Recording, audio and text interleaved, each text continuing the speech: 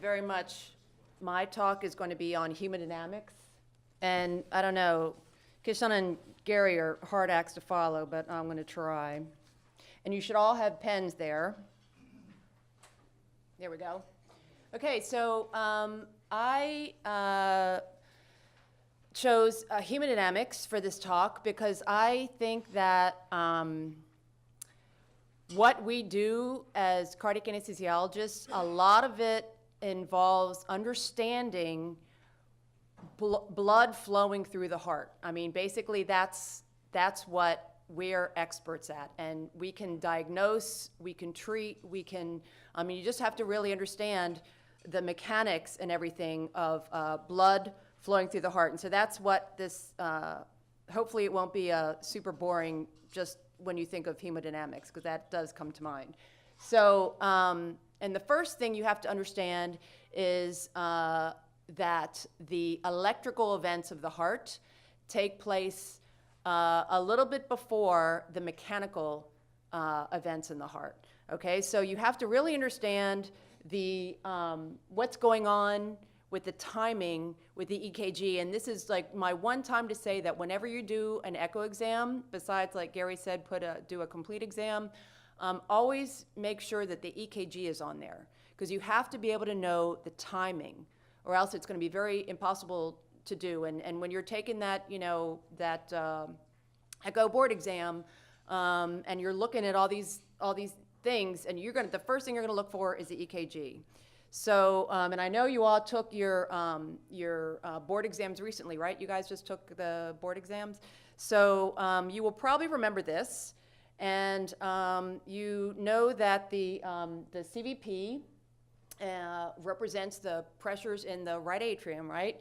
And the pulmonary artery occlusion pressure represents pressures in the left atrium. So I want you to take your pens and fill out what's happening in the atria during the Y descent. What's going on in the atria? Oh, and okay, so basically there are a series of waves and descents, okay? And so a wave is when there's positive pressure, okay, in that chamber. And a descent is when there's negative pressure in that chamber. So only two things can cause a wave, and that is contraction or filling. And only two things can cause a descent, and that is relaxation and emptying. So you've got a 50-50 shot on what's happening for a descent or a wave. So what's happening during the Y descent in the atria? Tori. Yeah. So 50% of your ventricular filling happens during the Y descent. So in the ventricles, the ventricles are filling, or say 80%. So 80%, you can say, make a big arrow there between the atria and the ventricles. And the valves, so what are the valves doing? The mitral and tricuspid are open or closed? Open. Aortic valve and pulmonary valve are? Okay. A wave, what's happening in the atria? Contracting. Ventricles? Filling, yeah, filling, then the other 20%. Valves? Mitral and tricuspid valves are open. Aortic valve and pulmonary valve are closed. Okay, so basically what happens between chambers is that it takes pressure to open a valve. Okay, you have to be able to generate enough pressure in one chamber to open the valve. Okay, so what happens is in the atria, once it reaches a crucial pressure, the mitral valve or tricuspid valve open, the blood rushes from the atria to the ventricle, and at a certain point in the cardiac cycle, they act like one chamber, okay? The pressure in the atria are the same as the pressure in the ventricle, okay? And until that final atrial contraction hits, then all the blood is still not out of the atrium, okay? So really, a lot of times you, especially the elderly, depend on atrial contraction to get the rest of the blood out of the atrium. And then as soon as the pressure becomes lower in the atrium than the ventricle, then bam, the tricuspid and mitral valve, tricuspid valve and mitral valve close. Okay, so the C wave, what happens there? Atria. Well, basically, okay, so yeah. So basically what that is isovolumetric contraction. so that once the tricuspid or the mitral valve close, the ventricle starts contracting, but nothing's happening. So basically, the mitral valve and tricuspid valve are both closed, and the aortic valve and pulmonary valve are also closed. And then until the pressure in the ventricles is higher than the pressure in the aorta or the pulmonary artery, then bam, those valves open. So what happens during the X-descent in the atria? They're relaxing, okay? They're relaxing. The ventricles are contracting. They're contracting, okay? The ventricles are contracting. That's the start of systole. And the valves, the mitral valve and tricuspid valve are closed, and the aortic valve and the pulmonary valve are hopefully open. The V wave, what's happening in the atria? Filling, exactly. The ventricles are still contracting. And the mitral valve and tricuspid valve hopefully are closed. The aortic valve and pulmonary valve are open. Okay, so that's the cardiac cycle in a nutshell. That's everything. That's all you need to know. Okay? What you need to know is that there's the part of the T wave, the end of the T wave to the beginning of the R wave is diastole. The beginning of the R wave till the end of the T wave is systole. But the events, the mechanical events, like I said, take place a little bit after what's happening in the electrical events. Okay. Moving right on to tissue Doppler. So don't get freaked out about this. All this is timing. Tissue Doppler tells you a lot about timing because in the CVP waveform or the PAOP waveform, I didn't show you where the isovolemic relaxation time and the isovolemic contraction time are, but those two are very, very important because basically, you don't think about this because, you don't really think about your heart beating, but there is blood moving through your body constantly, all the time. I mean, your heart is always working. It is never standing still. Okay, so how you find out where the isovolemic contraction time and relaxation time, what you do is, this is a upside down picture of a heart that you would see in transthoracic echo, but the numbers 1, 2, and 3 refer to 1 would be the tricuspid valve annulus, the free wall. And number 3 is the lateral wall of the mitral valve annulus. Okay, so how you get this on the echo machine is you focus on, for example, if you can do this in the right heart or the left heart, but so usually we do it in the left heart. You put your focus on that number 3 spot, right where the lateral wall of the mitral annulus is, and you push the TDI button, the tissue Doppler imaging button. And then you put your gate right there and push pulse wave Doppler. And what happens is, it's actually tissue Doppler, which is very, very small, low frequencies, that's measuring the movement of that part of the heart. Okay, so it makes certain movements, and movements above the baseline are going towards the transducer, and below the baseline are away from the transducer. So this is actually a transesophageal.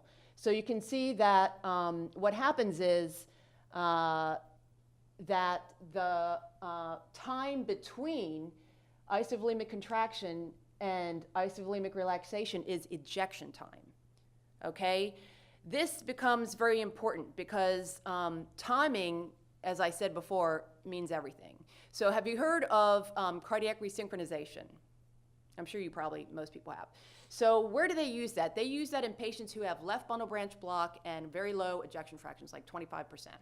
Why do they use it? Because the electrical events are taking longer to get to the left ventricle, and so their ejection time is shorter. So the aortic valve is not opening when it should be. So they stick a pacemaker through the coronary sinus to stimulate that left ventricle to contract. So you will increase your ejection time. Okay, and so basically, this can tell you a lot about myocardial performance. Because if your ejection time is shortened for some reason, from an increased IVCT, then your myocardial performance is not as good. Or if your relaxation or your filling time, if your IVRT is prolonged, then that's some diastolic dysfunction. So basically, this tells you a lot about the timing of events in the heart, and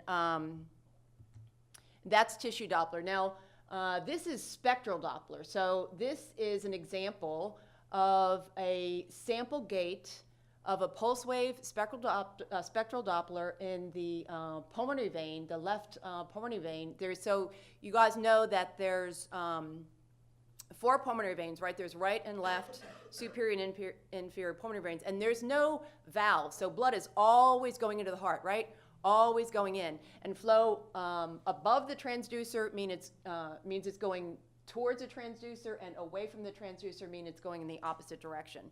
So physiologically, the only time that blood should be going backwards in the pulmonary vein is when you have atrial contraction, right? So either doing systole or diastole, and we refer, that's why it's so confusing, I think, for the CVP waveform, is because we refer to the cardiac cycle in terms of what's going on with the ventricle. So when we say systole, that's when the ventricle's having systole. But that's the opposite time that the atrium's having systole. So that's why it's a little bit confusing. But so basically there's, if you look at the EKG, there's your old friend, the EKG, you know that this is systole because it happened just after the QRS, okay? And that this is diastole, and this is your atrial contraction, okay? And that's when the blood is moving backwards into the pulmonary veins. Now you can do the same thing on the right side with the hepatic venous waveform.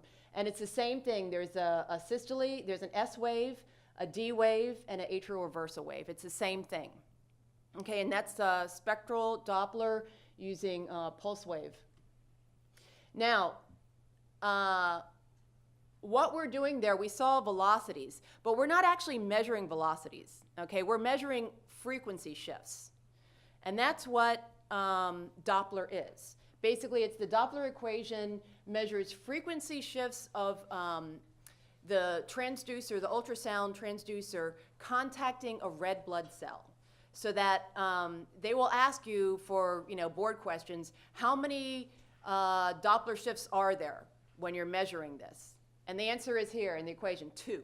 There's one shift when it hits the ultrasound hits the red blood cell, and then again it goes to the transducer. And so pulse wave Doppler has range. It waits, it knows where it goes, and then it waits for a certain time for it to come back. It's basically wherever you put your gate.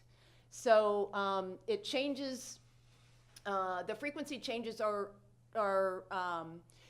basically the echo machine gives you a velocity. You don't have to calculate all this stuff.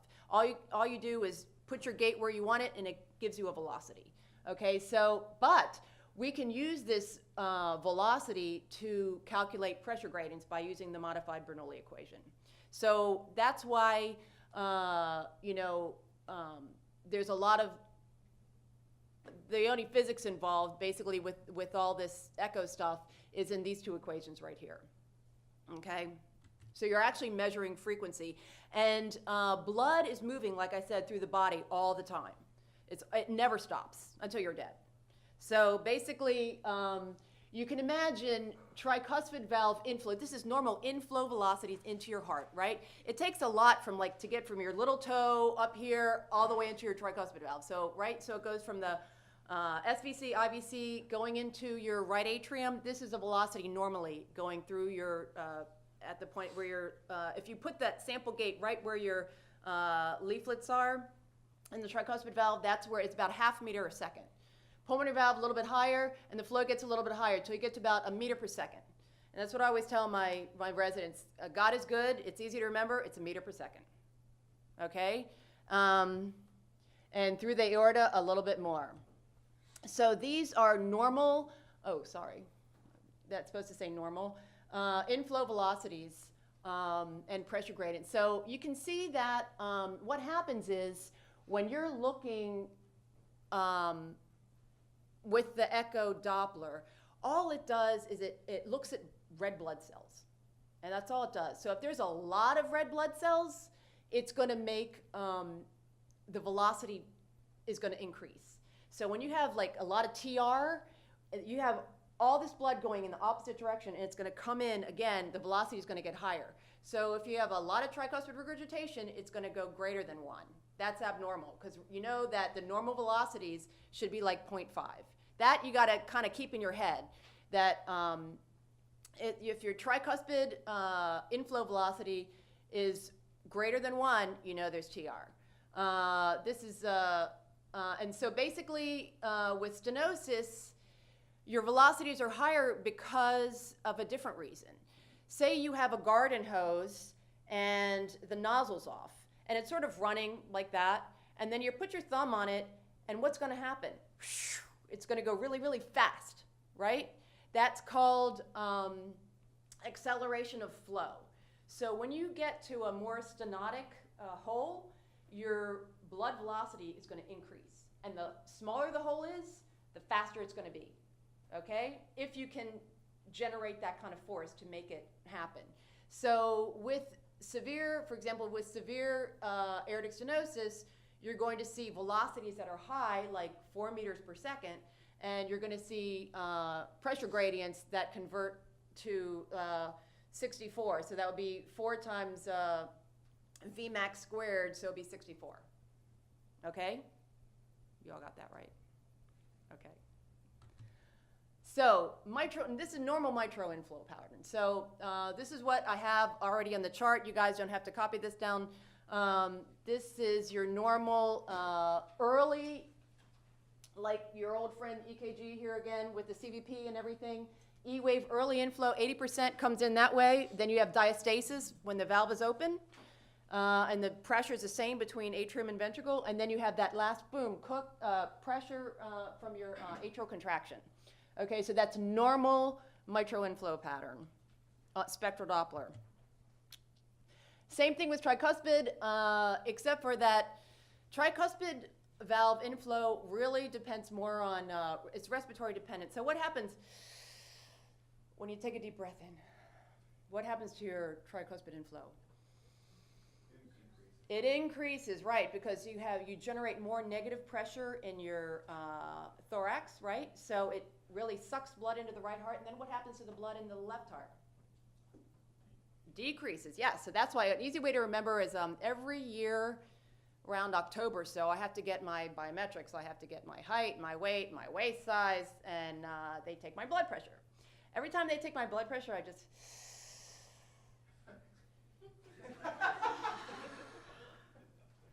And I think I lose about 5 points every time I do that. So I've never had a problem with biometrics. So the problem is when you have you ever heard of pulsus paradoxus? Yes. So it's not exactly paradoxical. It just means that your systemic blood pressure goes down more than it usually does because you're getting decreased inflow to the right side, which means you have decreased inflow to the left side. Okay? All right. So a mitral stenosis inflow pattern. So basically, in this particular example, you can see, look at that EKG, you know what's systole and what's diastole. Number 1 is diastole. That's mitral inflow pattern. And 2 is systole. So it looks like this guy has mitral stenosis as well as mitral regurgitation because you have the blood flow away from the probe is going into the left ventricle. The blood flow going towards the probe is going towards the left atrium. And you can calculate the pressure gradient. In this case would be what? 4 times 2 squared? 16. Exactly. So that would be kind of a bad mitral stenosis. And as you can see, this one doesn't really have much of an atrial kick. And here's an aortic inflow pattern, normal aortic inflow pattern. So normal LVT inflow is like, 0.9 to 1, normal. That's normal. And another thing I forgot to mention with the Doppler equation is the cosine theta. So the cosine theta is very important because if your angle is 90 degrees, you're not going to have a Doppler shift. So you have too much error. So you want your cosine theta to be as close to 0 as possible theta. So basically you're right where the blood, red blood cells and the Doppler line up. Okay, anything more than like 20 degrees is bad. And here's a typical aortic stenosis inflow pattern where your velocity is 3.5 meter per second, and you can calculate the pressure gradient. And this is done with continuous wave Doppler, which does not have, basically it has range ambiguity, so you don't know where it's coming from. But just because you know it's systole, because it's right after the QRS. So you know, and you know the direction its blood flow is going into. So you need, by the timing and the direction, you will know what valve, where the blood is flowing and what valve it is. Okay, so one last thing, the velocities of regurgitant jets. Okay, so this is the peak velocity of the backwards jets, not the inflow jets, the backwards jets. Those are always pretty high.